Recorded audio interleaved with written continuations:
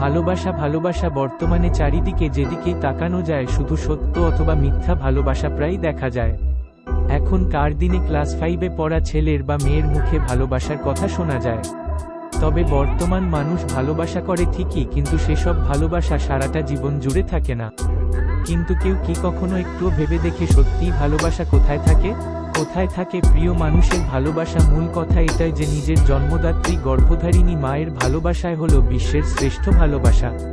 নিজের কষ্টটাকে বুঝতে না দিয়ে মা তার সন্তানের সুখের চিন্তা করে।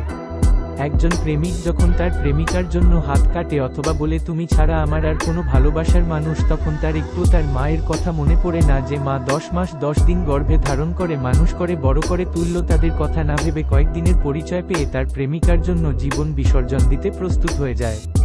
কথায় আছে, বউ চলে গেলে বউ পাওয়া যায়, কিন্তু মা চলে গেলে মা পাওয়া যায় না।